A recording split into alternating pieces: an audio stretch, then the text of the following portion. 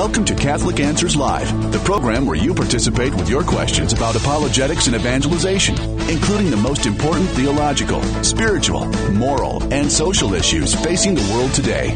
Call now with your question for today's guest. Toll free 1-888-31-TRUTH.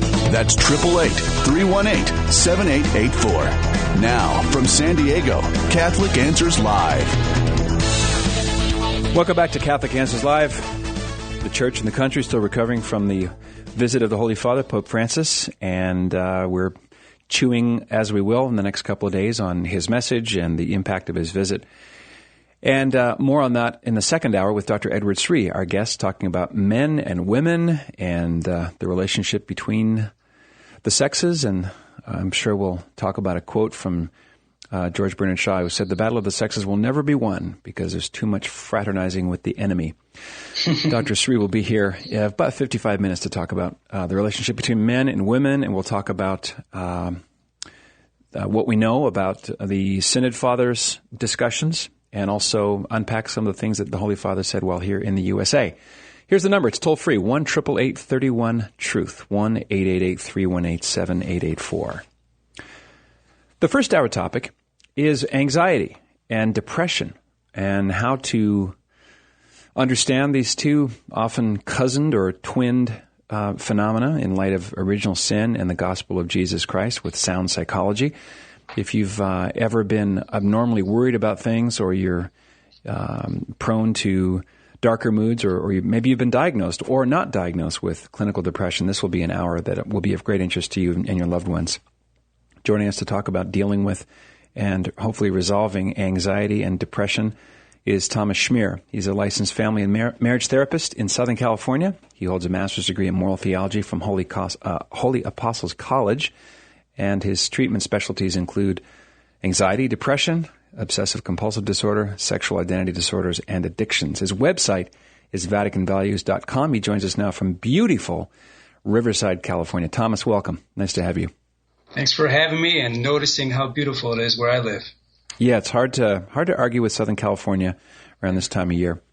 I want to ask you about someone I know that you've read a lot of, and his work has influenced your own practice, and that's Dr. Conrad Baars. His daughter, Suzanne Baars, has been on the show, I think, before I was the host. But I remember reading his book. It's a thin little volume. I've got 2 copies of it left over. I bought a bunch online so I could give them away to friends. It's called Born Only Once. I read this as a sort of a late teenager. I was always an avid reader, and I think there was so much in this book I wasn't ready to hear, but I remember it strangely moving me in his very simple way of describing what he calls deprivation neurosis and the healing power of affirmation. How were you introduced to Dr. Conrad Baars for folks who have no idea who he is? Sure. Well, I learned about him in a class called Morals and Psychology by Father Brian Milady, you may have heard of. Yes, Dominican. That's right. And that whole class was mostly about Conrad Baars. And then since 2011, I've been consulting with Suzanne Baars, Dr. Conrad Baars' daughter, who's carrying on his work out of Texas. And so I've just been reading his books. Born Only Once was my introduction to his writings, and I recommend that book to every Catholic. I'm normally allergic to reading on the air, but I'll read this. This is a letter to Dr. Baars. Thank you for sending us a copy of your publication, Born Only Once. It's beautiful the way you have used your God-given gifts to express for others the heart and need of the suffering and poor. You've caught the spirit of our work, the love of the sisters for God and his people, and the touching beauty that shines through the plight of the needy. Signed, Mother Teresa. So his work is not just for middle class suburbanites, but people who are super rich or super poor. Everyone has been touched in some way by emotional deprivation. Maybe we can sort of start there as a source or a foundation for other anxiety-related disorders, including depression. What is emotional deprivation disorder?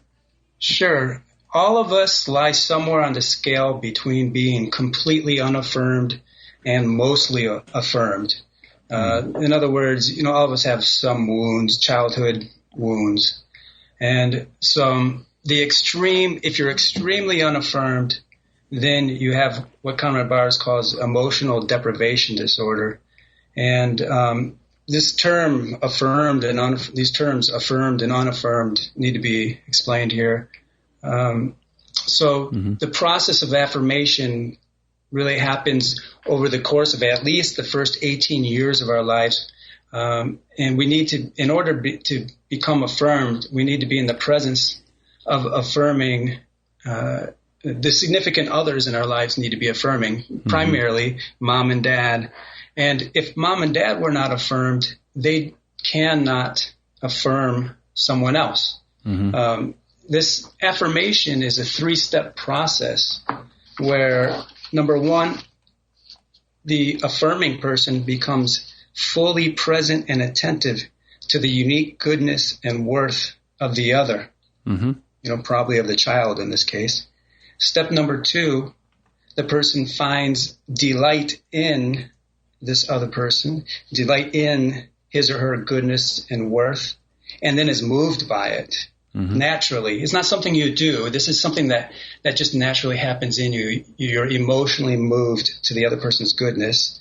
And then step 3, you allow this to be revealed to the other person that you've been moved in a really simple and natural way. So again, it's not something you do. It's going to be seen in the tenderness and delight revealed in one's eyes, gaze, touch, tone of voice, and choice of words. And then the end result is that the other person feels loved. So someone who's unaffirmed, who's has EDD, might think, hey, I know my parents love me, but I don't feel loved because they didn't receive this emotional affirmation. And what kinds of, what's the right word, abnormalities or traits or what's the consequence if you have an insufficiently developed emotional life? You can say above the neck, yeah, my mom and dad loved me, but I just feel like I'm missing some terrible thing. I'm still kind of marinating in my own feeling rejected. Right, exactly. So you're going to feel probably inadequate or inferior, kind of incompetent, like you're a child in the world of adults, lacking confidence, anxiety, depression. It can come out in all kinds of symptoms. It could potentially come out as in some kind of bodily pain that's unexplained. So really, when you look at the list of diagnoses for mental health that someone can get, a lot of them can be explained by lacking affirmation. What about people who then enter into marriage with this deep wound or this deficit?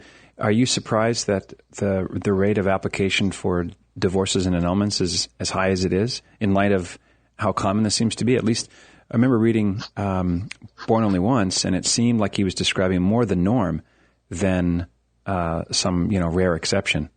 Right, exactly. And I've seen through the internet that the church, I can't remember what country it was, might be the Netherlands, I'm not sure, but the Catholic Church there, even if a member of a couple has emotional deprivation disorder, they can receive an annulment based on that. So in other words, the person was not psychologically sound and could not fully grasp what it meant to be in marriage and didn't have what it takes to be other-oriented and to give because they themselves have not received the gift of themselves from their parents. Right. Nemo dat quod non habet. You cannot give what you do not have. Absolutely. Classic Latinism. All right. We'll talk about depression in a moment. We have to take a little pause. I'll open the phone lines up. If you or someone you love is suffering from excessive anxiety or worry or depression, maybe you're in the healthcare business, or maybe you're also a certified therapist, give us a call. It's toll-free, 1-888-31-TRUTH. Our guest is Thomas Schmierer. His website is www.vaticanvalues.com, 1-888-318-7884. All your anxiety and depression needs cheerfully answered. We'll be right back. Hang on. We'll be right back with more Catholic Answers Live. The idea of a great apostasy is one of the cornerstones of American Protestantism, along with Mormonism, Jehovah's Witnesses, and even Islam. Countless millions today profess a faith built on the assumption that the early church quickly became broken beyond repair, requiring some new prophet or reformer to restore the pure teaching of Jesus and the apostles. This theory is popular, but it's also fiction. In his riveting new book, The Apostasy That Wasn't, Rod Bennett makes history come alive with an account of the historical events that led him out of his own belief in apostasy theory and into the Catholic Church. With the touch of a master storyteller, he narrates the drama of the early church's fight to preserve Christian orthodoxy intact, even as powerful forces try to smash it to pieces. Author Mike Aquilina says, to read this book is to live in the 4th century for a vivid moment, knowing the thrills and heroics to which true faith led our ancestors. This is the most enthralling book you'll read this year. Pre-order your copy of The Apostasy That Wasn't today by calling 1-888-291-8000, logging on to the shop at Catholic.com, or asking for it at a good Catholic bookstore near you. Homeschool Connections, an online provider of courses for your Catholic homeschool, is a sponsor of Catholic Answers Live. Homeschool Connections website is homeschoolconnections.com. The Catholic Answers Minute. I'm Father Vincent Serpa. In Luke 9:46, an argument arose among the disciples over which one of them was the greatest. In response, Jesus took a small child and said, "Whoever receives this child in my name receives me." He told him that the one who is the least is the one who is the greatest. Now, doesn't that set our culture on its head? Certainly, he couldn't mean that a vagrant is more important than a head of state, could he? There's no doubt that a head of state's responsibilities are greater. But what our Lord is really saying is that he values the lowly far more than the proud, because they are the ones who are more open to him. What about us? Do we value the lowly more than people of influence? Or is it the other way around? With whom do we identify? Or better, who would we rather have at our side when we die, praying for us? Good question. I'm Father Vincent Serpa for Catholic Answers, Catholic.com. Call now with your question, 888-318-7884. This is Catholic Answers Live. Welcome back to the show. Scripture says we're body and mind and spirit, and we're all about the holistic approach to healing here on Catholic Answers Live. Joining us is licensed marriage and family therapist Thomas Schmierer of VaticanValues.com. We're talking about anxiety and depression. Let's hit depression briefly. What's the difference between clinical depression, per se, and just feeling down in the dumps or, got the blues, you want to sing a country song? When does sadness that seems to persist cross the line into something diagnosable? Yeah, I don't have it right off the top of my head, but last I looked, it was 2 weeks straight of sadness would be what's called a major depressive episode. And you need one major depressive episode in order to be diagnosed with major depressive disorder. Mm-hmm. So that's what I remember mainly. But I mean, when someone's majorly depressed, they're not able to go to work. They're not able to get out of bed. The things that were fun before, they don't take pleasure in those things anymore. Mm-hmm. Mm-hmm. Those are the general symptoms you're going to see. How can the teaching of Thomas Aquinas help people who are suffering from whatever emotional disorder it is? It seems to me that one of the things that Thomas gives to modern science is this notion of the power of just being, of not trying to earn anything, of not trying to work yourself up into a state of worthiness, but just receive the grace of God, the love of other people. Is that kind of your takeaway from Aquinas? Absolutely, and it's the takeaway of Conrad Baars. Mm-hmm. That we are lovable. God loves us unconditionally, and we're way too busy here in I guess the Western world, and we're trying to make our cows grow faster, and mm-hmm. and we're packing them all together, and we're producing. Everything's about production and utility.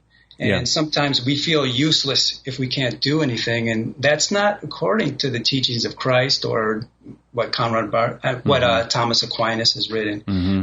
So once you realize I am lovable as I am, God loves me not in spite of my flaws. He just flat out loves me. Mm-hmm. And then you can slow down and rest in the peace that I don't have to prove anything to anyone. Mm-hmm. Well, this puts another layer of something I heard a priest named Father Sean Kilcawley say on the show a few months ago. We were talking about pornography addiction recovery, and he asked a caller, which is more important, to love or to be loved? And my knee-jerk answer in my head was, well, of course it's more important to love because it's all about self-sacrifice and being Christ-like and altruistic and other-directed and all that. And he said the correct answer is it's more important to be loved. Scripture says, I have not loved him, he has loved me first. So our whole existence, as our chaplain, Father Vincent Serpa, would say, our next heartbeat is dependent on the grace of God. And if you don't have that ability to receive that love, it goes back to what we said at the top of the show. You can't give what you don't have. Does that make sense? Absolutely. And I have a different way even than a lot of people of looking at the sacraments, but it's mm-hmm. an Orthodox way of looking at them. And it's not like, I'm going to daily Mass. Aren't I so good? I'm going to receive sacrament of confession frequently. Mm-hmm. I'm so wonderful. It's Jesus died for me. He loved me so much. And I am receiving the Eucharist. I am, receiving absolution for my sins. Mm-hmm. And it's less about I'm doing these great things, more about God is loving me. I'm going to be receptive to his love. And it's from that receptivity that we do anything. Sure. Of course, I know you'd agree it's not a passive receptivity. You're not right, sort of exactly. It's an active participatory celebration, right? Yeah, thanks for saying that. Reception in that sense, active. All right, we've got so many callers. Let's go to them, shall we? Yes. To Arlington, Massachusetts, on our Catholic Answers app, it's Jimmy. Jimmy, welcome to the show. You're first up. Hi, good afternoon. Thanks for taking my phone call. My wife and I just had the birth of our second daughter, and my wife seems to be having some postpartum anxiety with some irrational thoughts of fear of death, loss of our children, any type of weird symptom that she might have. It's thought of as some kind of tumor that's going to cause some kind of terminal illness. And I was wondering what you might have in terms of advice for resources, both, scientific, medically, and or spiritual. We've done a lot of prayer together, trying to offer it up in daily devotions. And she went on a retreat recently. It was very, very good. But still seems to just be kind of, quote, conquering her on a daily basis. Well, Jimmy, congratulations, first of all. Thank you very much. Yeah, we're very thankful, very blessed. Very good news. Thomas. Yes. So you already have the spiritual side covered, it sounds like.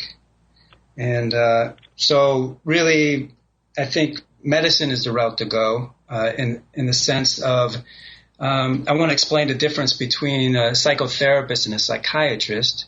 I'm a psychotherapist. I'm a licensed marriage and family therapist. A psychologist is a psychotherapist. And a social worker would be a psychotherapist. We do not prescribe medications. A psychiatrist is a medical doctor, is an MD. And so this is a diagnosable, there's a diagnosis for this that can be treated by a psychiatrist. So I recommend going to a psychiatrist, getting an assessment and seeing what the psychiatrist says, and then really taking it from there. And then when you pair up taking meds with, if the psychiatrist prescribes meds, when you pair that up with psychotherapy, studies have shown that works better than just taking medication alone. Okay, makes sense, Jimmy? Yes, I appreciate it. In your experience, is this kind of normal for post-pregnancy in terms of these emotional reactions? With our first daughter, it was nothing of the like, and then with our second daughter, it's kind of just totally different. And I know it's hard to compare pregnancies, but I was just wondering if your experience, if this might be normal at all. Right. I'm kind of trusting your intuition. And, it really, especially since the first pregnancy was different, this does sound abnormal. And I don't mean that in any shaming way, just that this is worth getting help. Jimmy, you might enjoy a book by a guest who's been on the show many times, Dr. Aaron Cariotti. It's called The Catholic Guide to Depression. It's got a very good subtitle, How the Saints, the Sacraments, and Psychiatry can help you break its grip and find happiness again. Cariotti is Kheriaty, Aaron Cariotti, MD. Okay, great. Thank you. All right, Jimmy. Congrats again there, Daddy-O. Yeah, thank you, and thanks for all that you do. Catholic Answer has been a great part of my life. Helped me come into the church about 8 years ago, and it's been great ever since. Terrific. So thanks for all you do. We'll keep you in our prayers. Yeah, we need it. Thank you so much, Jimmy. All right, 22 after the hour, dealing with anxiety and depression with licensed marriage and family therapist Thomas Schmierer. His website, www.vaticanvalues.com, will get you there. Luis in York, PA on Catholic Answers Live app. You're up next. Hey, Luis. Hi, Patrick. Hi, Thomas. Thank you for taking my call. I'm a family doctor working at a community health center here in York, Pennsylvania, and I see a lot of patients that come in with depression, a lot who've suffered from abuse and have symptoms related to PTSD. And a lot of them, they need more healing than what I can offer them in a quick 15, 20-minute visit. And even what they can get from a therapist. A lot of these problems aren't amenable to medications, and what they need is what you talked about earlier. They need to kind of fill that emotional void. A lot of them just don't have a whole lot of love. And so my question is, what would you recommend that I can do as a Catholic physician to try and help these patients that are maybe not from a Catholic background in order to kind of get a little bit deeper and in helping with their healing from these things? Sure. Good question, Luis. So for PTSD, I actually would go the EMDR route if possible. You can get a lot done in 20 minutes if you have to do that. And that's kind of outside the scope of the show, but it stands for eye movement desensitization and reprocessing, so incredibly effective treatment method. Now, what I'm talking about regarding emotional deprivation disorder, it's not going to cover it just 20 minutes once a month or something like that. So this is where lay people can really do a lot, because if you're going to affirm someone, as a lay person, first of all, it's not something you do, it's just the way you are. So this is assuming that you are affirmed. It's like, think of it this way. Instead of a family coming to you for family therapy, actually one could invite one person who's unaffirmed to come live with your family. And sorry about that. I can take that call. Thanks for doing that for me. So where was I? So it's having someone live with a family that's nurturing and affirming, if possible. Right. Yeah, that's really what it takes sometimes, is really just being that available, giving that much of your time to the other person, because they've missed out on affirmation for 18 years or more. And so it's not going to be done in 20 minutes.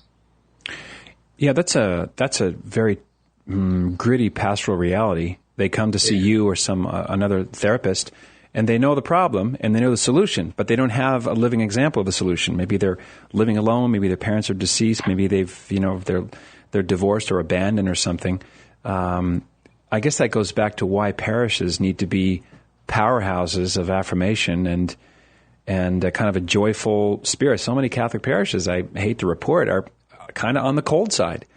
You go to an evangelical kind of a mega church, and they have a whole team of coffee makers and babysitters, and it's you learn the person's name very quickly. So I think we Catholics are sometimes slow on the trigger on being intentional when it comes to welcoming folks in the pews. Luis, thanks for your work. Thank you, Patrick. Thank you for your work too. All right, appreciate it. Well timed. This is Catholic Answers Live. We'll take a pause. We'll come back, take more calls for Thomas Schmierer, licensed family therapist in Southern California. He does Skype and phone consults. Go to VaticanValues.com and find out more. I'm Patrick Coffin. After these words, your calls on anxiety and depression in light of the gospel of Jesus Christ. We'll be right back.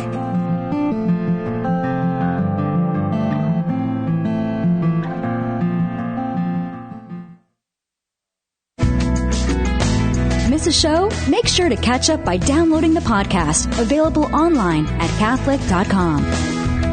Pornography is a cancer of the spirit that not only darkens the minds and souls of those who use it, it corrodes relationships between husbands and wives, between parents and children. But because God's grace is stronger, this cancer can be cured. Love and trust can be built again. That's why Matt and Cameron Frad have put together Restored, a collection of 10 honest, hard-hitting accounts of real women and couples whose lives were shattered by porn's destructive effects, to show that there is healing and hope, renewal of trust, and solutions to the problems that few want to talk about. Raw and honest, but ultimately uplifting and hopeful. Restored will help thousands discover that it's possible to break through the silence and find hope, healing, and encouragement. And as part of our apostolic mission here at Catholic Answers, we've made this book available by the case for only $2 a book, so you can show people you know in relationships damaged by pornography that there is life at the end of the tunnel. Won't you help make a difference? Call 1-888-291-8000 or visit Catholic.com today and order your case or your copy of Restored. Also available as an ebook. Did you know that all the books, DVDs, and CDs that Catholic Answers publishes can be found as close as your neighborhood Catholic bookstore?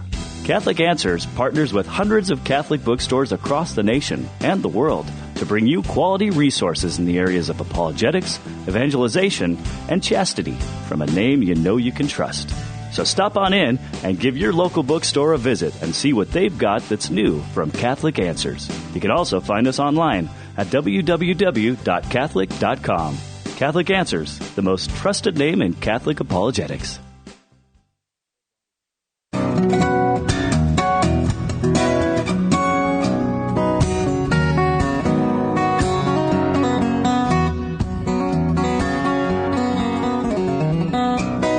Welcome back to Catholic Answers Live.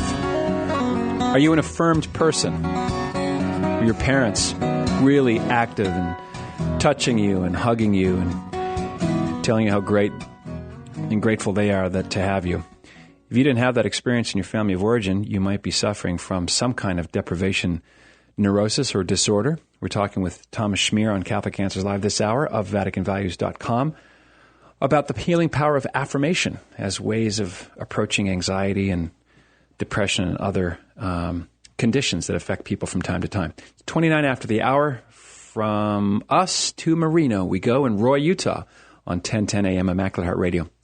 Hello, Marino. Hello. God bless you guys. I have a quick question. I was wondering if the attachment theory is the same as the EDD that you guys were explaining at the top of the hour. Good question. Attachment theory. Thomas, a primer on attachment theory. Sure, yeah. So attachment theory is one of many psychological theories out there, and it's sort of a cousin of another theory called object relations. And basically, it is a very similar understanding as what we're talking about here as far as affirmation. That these early childhood attachments, these emotional attachments, affect how we live as adults. And we can either grow up as having the capacity to be other-oriented if we had a solid attachment with our primary caregivers, or if we had a bad attachment, we're going to be kind of might be self-centered and looking out for number one as a result. So yeah, there's a big similarity between affirmation and attachment theory. EDD is a diagnosis. That's emotional deprivation disorder. So that's in a somewhat of a separate category there. Thomas, is that language compatible, or does that reflect the DSM, the Diagnostic and Statistical Manual? No. So Suzanne Baars has been trying to get EDD into the DSM. I see. And I think she's still working on that. Hasn't happened yet. So most of I think all of the diagnoses in the DSM, the Diagnostic and Statistical Manual, don't tell the cause. So with EDD, true. The cause is built into it, and that's really important. Interesting. How's that, Marina? Good. Thank you. God bless Wonderful. you guys. Yep. Thank you You're for the welcome. call. All right. 32 after the hour, Catholic Answers Live with our guest Thomas Schmierer, going to Maria in the Mile High City, Denver, Colorado. Hi, Maria. Hi. Hey, good welcome. afternoon. I'm calling to see if, supposing that a person has this deprivation, is this person capable of accepting love, and is a spouse capable of helping the spouse? Did you hear that, Thomas? Are you on a cell phone, Maria? It was a little bit dim. Are you talking about someone in your life, Maria, or something more abstract? Yes. Supposing that somebody has this deprivation, Yes. can that person ever feel loved or accept love? I see. And can a spouse help that person get out of it? Good. Thomas, did you catch that? Yeah, I did. Great. Yeah, thanks for the question, Maria. So, first of all, can someone who's unaffirmed, who has EDD, accept love? Well, that depends if they're open or not. Okay? So sometimes after having received so much rejection, it hurts so bad, a person will become closed to even receiving love. And so it really is important for someone with EDD to become open to the love that's there. And that can be really difficult. So the first step for someone like this is to become open to all of creation that was created before man and woman was created. So someone can become more open by going on slow walks in nature and really taking in beauty, and maybe owning a pet, because pets are less scary than adults. And through that, you can find some peace and become more and more open to that. I am good. God's creation is good. And maybe my spouse is good. And if someone with EDD has a spouse who is affirmed and affirming, it is possible for that spouse to affirm the person. Now, Conrad Baars wrote that it is highly unusual or rare for a spouse to be able to affirm their spouse, but that he did cite there was one case that he had where a uniquely gentle and kind and other-oriented man was able to affirm his wife who had EDD. So in summary, it is possible, but also very difficult, because when you enter a marriage, you're not looking to marry someone who's in the emotional state of a child. You're looking for an equal. And so you really have to shift your mindset and realize, I'm not going to get a lot out of this marriage. It's going to be, I'm kind of raising a child here. And I don't say that in any disrespectful way, but in the kindest way possible. And that is something that can happen. I hope that's a help, Maria. I guess we lost Maria. Are you still there, Maria? Maria, can you hear me? Yes. Yeah. Are they able to accept God's love?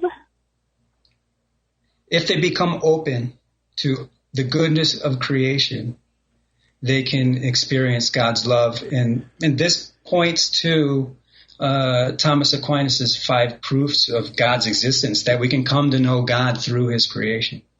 Yeah, if God can reach a murderer from Tarsus and make him the greatest apostle and evangelist, he can reach anyone with deprivation neurosis, I would think, Maria. Keeping your needs in our prayers. I appreciate your call. It's 36 minutes after the hour. Let's go now to Kim in Fitchburg, Massachusetts on 89.3. Hi, Kim. Hi. You're on the air. Welcome. Hi. I basically have a question about medication. As of the last year, I had depression that was untreated from the time that I was like 12 years old. Mm-hmm. And I finally, last year, I ended up actually for 3 days in a psychiatric institution, and I started treatment, and they put me on a psychiatric medication, like a antidepressant, Zoloft. Mm-hmm. And after that, after I started Zoloft, and I'd been on it for about, 3 or 4 months, I had been, I was born Catholic, and I don't know, I had an experience where I was called to come back to the Catholic Church, and Kim, how long ago was that? How long have you been back? How long ago? Mm-hmm. About 3 or 4 months ago. Oh, okay, great. 3.5 months ago. Are you still on the Zoloft? Yes, I am. Is it helping? So my question is, I don't know whether or not, I don't know whether to trust my experience. I don't know whether this is Zoloft or whether this is God. Thomas, you catch the heart of it there? Yeah, I think so.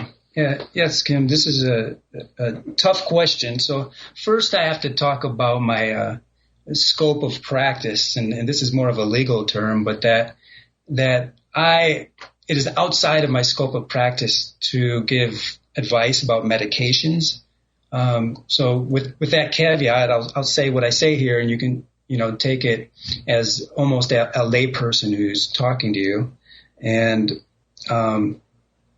so really, I would say talk to the psychiatrist about this problem, and your psychiatrist can help guide you, maybe with some experimentation. You could maybe your psychiatrist would be willing to help you, wean you off of Zoloft and see if the symptoms get worse, and then put you back on.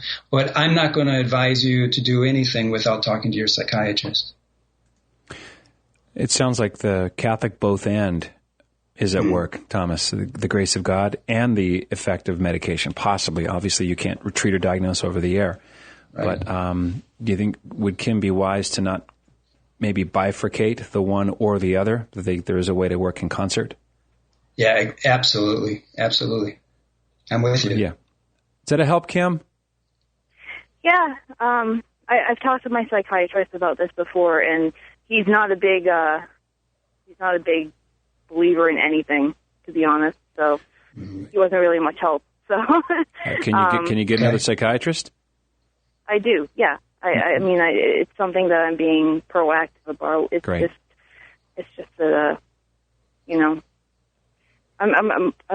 I'm lacking in spiritual guidance, I guess. Sure. Well, it's all the saints, especially Francis de Sales, are very frank. It's hard to find a good spiritual director, so you're not alone there, Kim. But I'm really glad you called. You waited for a while to get on the air, and I hope that was a help. This is Catholic Answers Live. One more segment coming up after these words with licensed marriage and family therapist Thomas Schmierer. Check out his website, VaticanValues.com. We're talking about resolving and confronting anxiety and depression. 888-31-TRUTH. This is Catholic Answers Live. Katie in Somerville, New Jersey, you'll be up next after these words. Don't touch that dial. Join us on air today on Catholic Answers Live.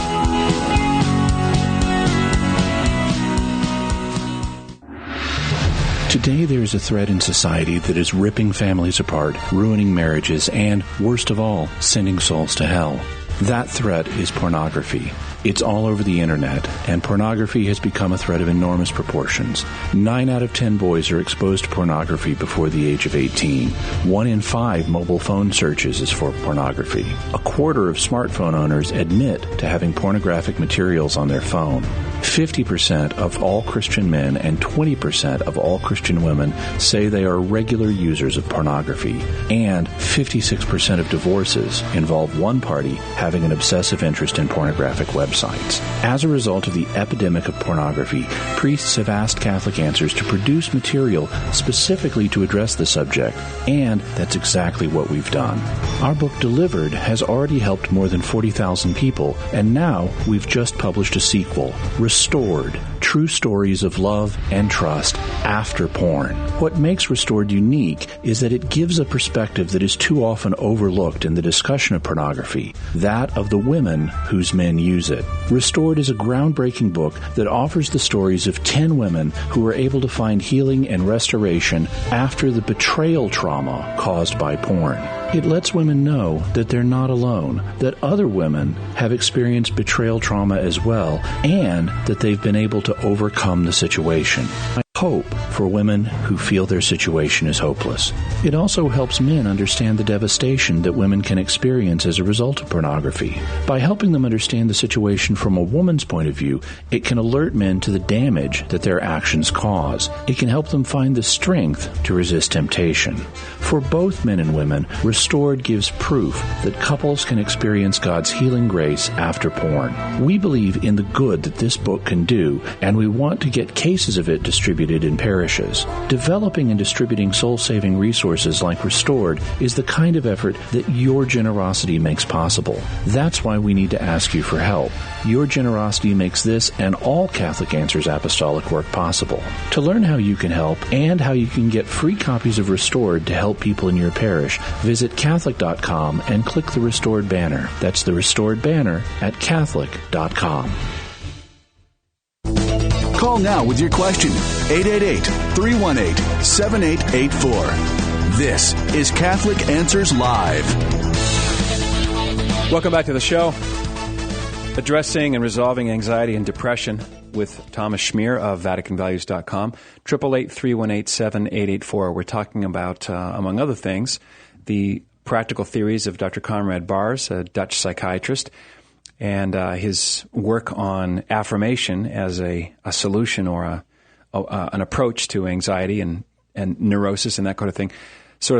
Thomas, people who don't know Conrad Baars are often surprised to learn that he was in the Dutch and French underground during World War II. He was sent by the Nazi regime to the Buchenwald concentration camp, was liberated by the camp under the, I think it was the Third Army under General Patton. So he really suffered a lot as a young man during the war. Yeah, that's right. And there's a book that's his biography. It's really an autobiography. It was finished by his wife after he died. Mm-hmm. It's called Doctor of the Heart. Fascinating read. Mm-hmm. ConradBaars.com. It's BAARS.com, by the way, for folks who are interested. As promised, Katie in Somerville, you're up next. Hi, Katie. Hi, how are you today? Great. Thanks for calling. Thank you so much for taking my call. I was wondering if you have any recommendations in regards to anxiety, in particular with the spiritual life, so receiving God's love, particularly, I guess, in the realm of scrupulosity, because anxiety can have that form. So I guess any suggestions in regards to that? Okay. Yeah. Hi, Katie. Hi. So Conrad Baars, I would read Conrad Baars' books, and he has a really good book for scrupulosity. It's called Feeling and Healing Your Emotions. And the subtitle is A Christian Psychiatrist Shows You How to Grow to Wholeness. And he really talks about scrupulosity in there. And so that, in addition with a good spiritual director, preferably one who has heard of Conrad Baars and agrees with those teachings, and possibly a therapist too, or a layperson who's affirmed and affirming. So sometimes we just need to hear from someone else, that's clearly not a sin, and that's one thing with me, because I have a master's of arts in moral theology. That's what a lot of my clients find helpful is, they can come to me with the question, is this a mortal or a venial sin? And I'll say, it's either not a sin at all or venial if that's the case, right? And then they can trust me that that's the case. So really, we do need other people. However, to kind of give you what you're looking for here, I would read the Psalms and, the Liturgy of the Hours, the Psalms. There's so much in there about God's mercy. And to just open yourself up to his mercy. I mean, he's so forgiving. He's not on your case. He's not waiting for you to mess up so he can pounce on you and say, you're gone. You go to hell now. That's not what he's like. So if we mess up, if we truly mess up, we say we're sorry. He forgives us. And it's really up to us to let ourselves off the hook.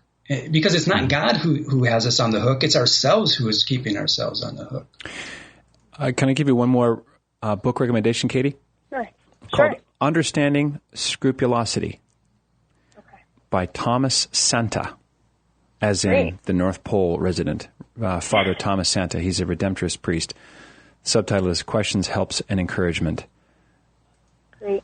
All right, Thank Katie. you so much. Thank you for your call. All God bless you. Thank you. You as well. 47 after the hour, cranking forward here with as many folks as we can with Thomas Schmierer of VaticanValues.com talking about anxiety and depression. Pamela in Columbus, Ohio, welcome to the show. Hey, Pamela, are you there? Hi, yes, I am. Thank you. You're up next. I Go ahead. appreciate you taking my call. Thanks. I'm calling en route from my where my parents are now living in Ohio. They are in a nursing home now, back to Tennessee. But my father suffered a traumatic injury, and he has healed physically from that injury. He's 86 years old, 87. But he has not healed emotionally, and he has a great deal of fear and anxiety, and he tends to want to lay in bed all day, doesn't want to engage in conversation or TV. They did recently start him on an antidepressant on a very low dosage, but I wonder what other advice you might have. He feels like God has abandoned him because he hasn't been able to heal. There's a lot there, Thomas. Yeah.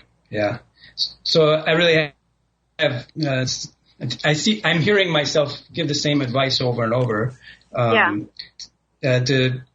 Maybe he could see a spiritual director and or a therapist. I'm not. So one thing about Conrad Baars is that he's not into the self-help movement, because when a person is unaffirmed and your father's symptoms reflect possibly being unaffirmed, that you can't sort of affirm yourself.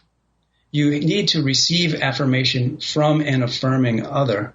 So that's a really important point right there, what you just said. Would that also be true of forgiveness as well? Literally, you can't forgive yourself. We hear that all the time. Oh, you have to forgive yourself. Can you even do that?